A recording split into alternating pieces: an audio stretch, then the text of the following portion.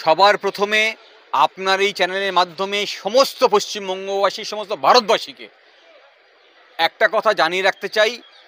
ভারতবর্ষ স্বাধীন হওয়ার আগে আরএসএসের সংগঠনটি তৈরি হয়েছে এবং ভারতবর্ষের স্বাধীনতায় এদের কোনো ভূমিকা নেই। এটা ইতিহাস থেকে মিলিয়ে নেবেন আমার কথাটা। ভারতবর্ষের সংবিধান যেদিনকে তৈরি হচ্ছে, মানে প্রমালকেট হচ্ছে, সেই দিন আরএসএস সংগঠনের এক সদস্য, যিনি বোম্বে হাইকোর্টের রিটায়ার্ড জাজ ছিলেন, তিনি বলেছেন আমার দেশের নতুন করে সংবিধান তৈরির প্রয়োজন ছিল না, আমাদের মনে মনুকোট বাস করে, ফলে আমাদের আলাদা করে সংবিধান প্রয়োজন নেই। তারা দেশের সংবিধানকেও মানেনি।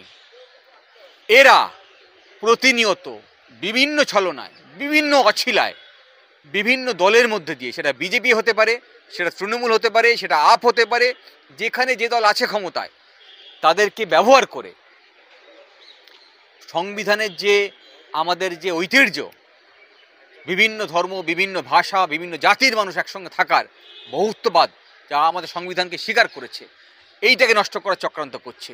চক্রান্তে পা দেবেন না, চক্রান্তে পা দেবেন না। এটা গভীর ষড়যন্ত্রের শিকার হচ্ছে সাধারণ মানুষ। আমরা যারা পাড়ায় বাস করি আমরা জানি, হিন্দু, মুসলিম, খ্রিশ্চান, আমি যে স্কুলে পড়েছি সেই স্কুলের 90% বেশি হিন্দু ছিল। আমি কোনোদিন বুঝতেও পারিনি যে অন্য ধর্মের মানুষ বাস করছে। মাদ্রাসায় হিন্দুরা পড়ে, মাদ্রাসায় হিন্দু টিচার থাকে, স্কুলে হিন্দু মুসলিম টিচার একসঙ্গে থাকে। আমরা এইভাবেই বড় হয়ে এসেছি, মণিমেলা করেছি, একসঙ্গে খেলেছি। হ্যাঁ, ভারতবর্ষের ক্রিকেট টিম দেখুন, সেখানে মুসলিম প্লেয়ার, হিন্দু প্লেয়ার একসঙ্গে খেলছে, কেউ কখনো বুঝতে পারেনি। কিন্তু কিছু লোক আছে শয়তান, যাদের এদেশে থাকার কথা ছিল না, তারা আমাদের মধ্যে এই বিভেদ তৈরি করার চেষ্টা করছে। এদের চক্রান্তে পা দেবেন না, এদেরকে দেশ ছাড়া করতে হবে। যারাই আরএসএস করছে তাদেরকে দেশ ছাড়া করতে হবে, যারাই শুভেন্দু পথ অনুসরণ করছেন তাদেরকে দেশ ছাড়া করতে হবে। বিজেপি, আরএসএসের যতগুলো দল আছে, আমি বলছি আরএসএস যতগুলো দল আছে, মানে আমি আপের কথা বলছি, আমি টিএমসির কথা বলছি, যতগুলো দল আছে আরএসএসের শাখা, এই সবকটা শাখাকে, উপশাখাকে নির্মূল করতে হবে। আর এদের যতগুলো নেতা আছে তাদেরকে ভারতবর্ষ থেকে বের করে পাকিস্তানে পাঠিয়ে দিতে হবে। কারণ পাকিস্তান সেই দেশ যে দেশ ধর্মের ভিত্তিতে তৈরি হয়েছিল, ভারতবর্ষ নয়। এই যে কে মন্ডুচ্ছেদ করেছে এটা জানা আগেই কিছু মানুষ সোশ্যাল মিডিয়ায় বলছেন যে এটা জিহাদিরা করেছে। বাংলাদেশে হতো, এখন মমতা ব্যানার্জির রাজত্ব পশ্চিমবাংলায় হচ্ছে। মনে রাখবেন, আমাদের দেশ সমস্ত ধর্মকে মেনে নিয়েছে। আমাদের সংবিধান নির্দিষ্টভাবে সমস্ত ধর্মের মানুষকে ধর্মোচ্চারণ এবং ধর্ম প্রচার এর অধিকার দিয়েছে। হ্যাঁ, এবং ধর্মীয় বিভিন্ন যে টুপি পরা, পাগড়ি বাঁধা, মাথায় তিলক কাটা, হ্যাঁ, এই সমস্ত অধিকার আমাদের দিয়েছে। তাহলে দিয়েছে এ কারণে, কারণ ধর্মীয় আবেগ আমাদের মধ্যে আছে। যে মুসলিম সে নামাজ পড়ে, এখন যদি একজন মুসলিম তার সামনে এই নবী করিম সাল্লাল্লাহু আলাইহি সাল্লামকে নিয়ে বাজে কথা কেউ বলে, তাহলে তার আবেগে আঘাত করা হবে, ধর্মীয় ভাবে আঘাত করা হবে, তার কষ্ট হবে। একজন হিন্দুর সামনে যদি ঠাকুর সম্পর্কে খারাপ খারাপ কথা বলা হয়, তার কষ্ট হবে। যদি ঠাকুর ভাঙা হয়, কষ্ট হবে। যে ধর্মের মানুষের তার ধর্মকে আঘাত করা হবে, তার কষ্ট হবে। এই যে আবেগ, এই কষ্ট হবে, এই ভালোবাসা, এই আবেগ, এইটাকে ব্যবহার করার চেষ্টা করছে কিছু রাজনৈতিক দল। কারণ ভারতবর্ষের সংবিধান যে রাজনীতির কথা বলে, সেই রাজনীতি এরা করতে চায় না। সেই রাজনীতি করতে গেলে হসপিটাল তৈরি করতে হবে, স্কুল তৈরি করতে হবে, মানুষের কাজ পৌঁছাতে হবে, হ্যাঁ, মানুষের কাছে স্বাস্থ্যের অধিকার পৌঁছে দিতে হবে, হ্যাঁ, শিক্ষার অধিকার পৌঁছাতে হবে, মানুষের মধ্যে যে অর্থনৈতিক বৈষম্য আছে তা দূর করতে হবে। আমরা কি দেখছি, যত ছাত্রদের দিন গড়াচ্ছে বৈষম্য বাড়ছে। তাহলে এই যে বৈষম্য বাড়ছে, মানুষের মধ্যে যে অধিকার দাবি করার যে প্রবণতা তৈরি হচ্ছে, তাকে যদি দমন করতে হয়, তাহলে মানুষের মধ্যে বিভেদ তৈরি করতে হবে, মানুষে মানুষে ভাগ করে দিতে হবে। আর তাই তাকে কাজ করছে এই ধর্ম কাজে লাগাচ্ছে। ধর্মকে কাজে লাগিয়ে মানুষের মনে এই এই এই যে বিভেদ রাজনীতি এটাকে স্থাপন করার চেষ্টা করছে। তার ফলশ্রুতিতে ঘটনাগুলো ঘটছে। সেই জন্যই প্রথমে আমি এই বার্তাটা সমস্ত মানুষকে দিলাম, কোনো এই ধরনের কথাতে পা দেবেন না। এই ধরনের উস্কানিমূলক কথাবার্তা শুভেন্দু অধিকারী বলবে, আগামী দিনে আরও বলবে। শুভেন্দু অধিকারী বলেছেন যে যে ধরা পড়েছে একজন গ্রেপ্তার হয়েছে, তার নাম নারায়ণ হালদার। শুভেন্দু অধিকারী বলছে কোনো হিন্দু এটা করতে পারে না। তাহলে কি নারায়ণ হালদার কি অতীতে মুসলিম ছিল, তিনি ধর্ম পরিবর্তন? দেখুন, শুভেন্দু অধিকারী আরএসএস এর ঝান্ডা ঘাড়ে নিয়েছে বলে বলছে। শুভেন্দু অধিকারী যখন তৃণমূল করতো তখন কে কথা বলতো না।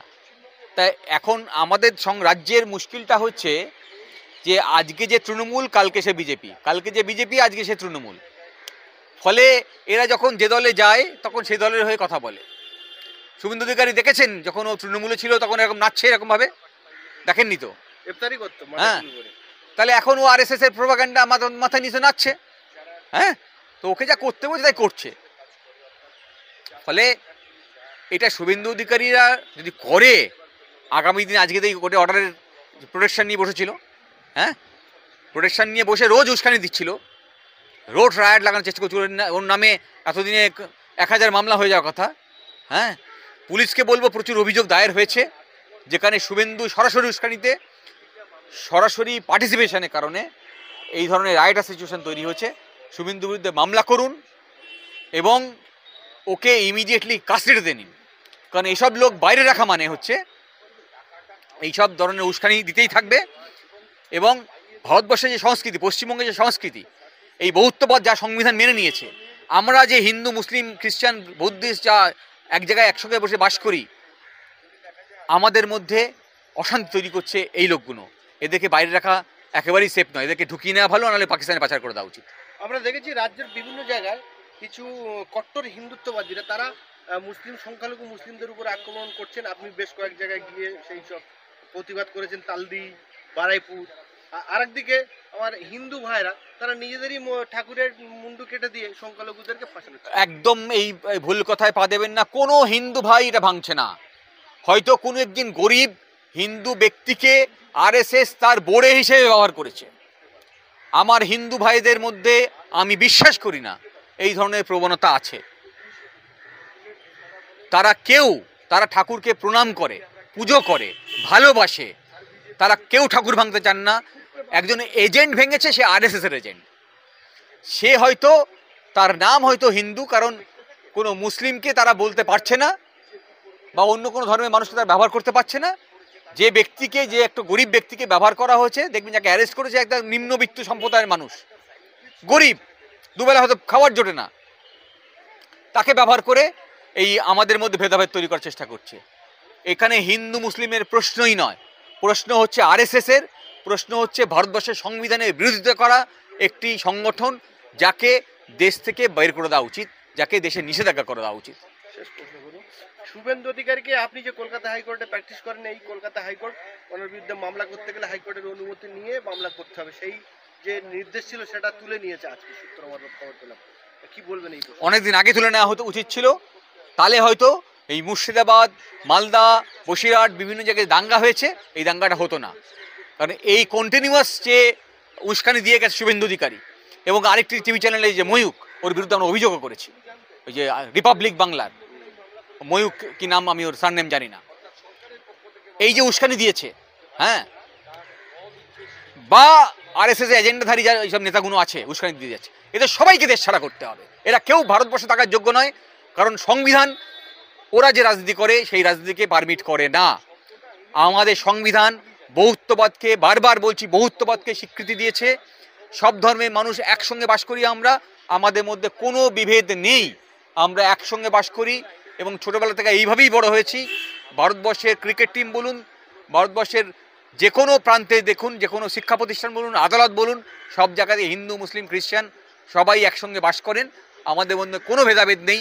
আরএসএসকে ভারতবর্ষে ব্যান করে দিলে সমস্ত সমস্যার সমাধান হয়ে যাবে। শুভেন্দু অধিকারীর বিরুদ্ধে ইতিমধ্যেই অনেকগুলো মামলা রয়েছে, তাকে কি অবশ্যই গ্রেফতার করা উচিত বলে মনে করেন? মমতা ব্যানার্জি তো আসলে আরএসএস নির্দেশে চলছে, তাই অ্যারেস্ট করছে না।